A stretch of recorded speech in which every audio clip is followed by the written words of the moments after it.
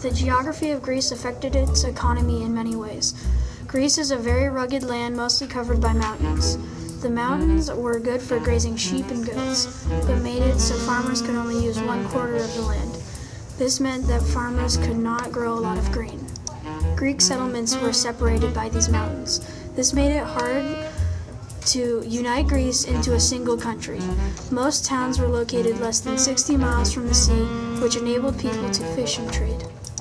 In Greece, there was a Mediterranean climate which made it difficult to grow shallow root crops like grain, and made it good to grow deep-rooted crops like olive trees and grapevines. In the summer, it was hot and dry, and in the winter, it was wet and mild. As you can see, the geography of Greece affects the economy in many ways. In early Greek history, city-states first arose in Greece in the year of 750 BC. Small kingdoms were forming across Greece, and over time, writing developed, but it was much different to Greece's language today. Later on, a civilization named the Mycenaeans developed. Monarchies, or governments headed by a king or queen, ruled the Mycenaean kingdoms. Trade was what the Mycenaeans mainly lived by. Painted pottery and bronze weapons were made by the Mycenaeans. Trade spread all across Egypt with luxury goods such as ivory and copper. In Ionia, around 750 BC, a blind poet named Homer fled from town to town singing ancient Greek stories. The Iliad and the Odyssey were written both by Homer. The Greek city-states were based on a citizen-led government which came from Ionia. One of the Greek city-states was Polis. It was made of a main city and its surrounding villages and countryside.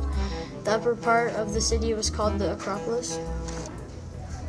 Greek people went there to discuss public affairs and for protection during an attack. The laws of Polis came from the people, unlike other civilizations, but still, most of the power was held by the aristocrats. Greeks felt that a man should sacrifice for a city and that they were very proud of the Polis.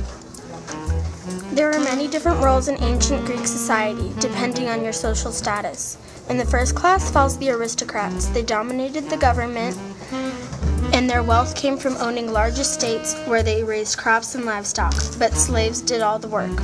In their free time, they read poetry and listened to music.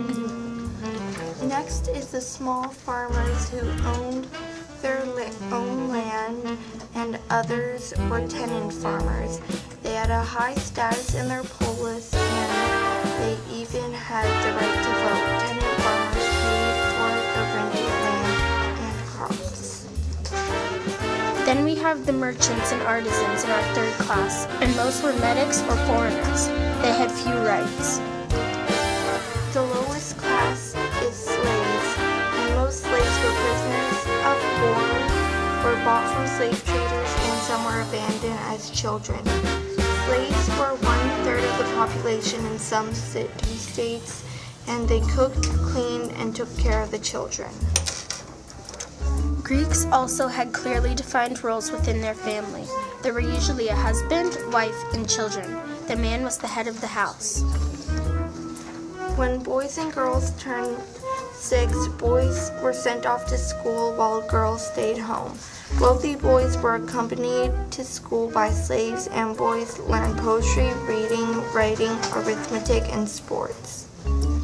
The women stayed home, but in early Greek times, women were able to have a say in government and take part in community activities.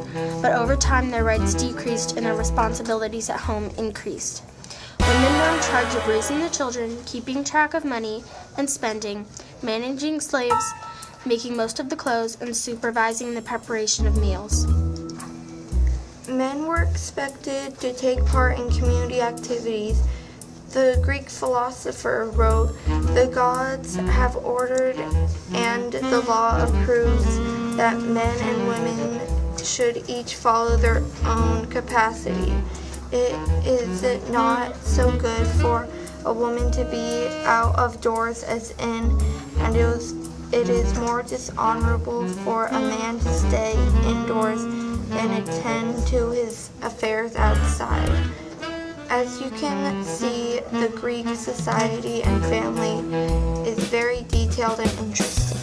The geography in Greece affected who, what, and how Greeks traded in Greece and with other lands.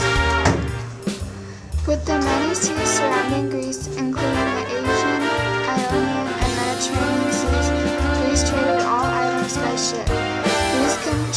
lands not on the sea because of the landscape and mountains.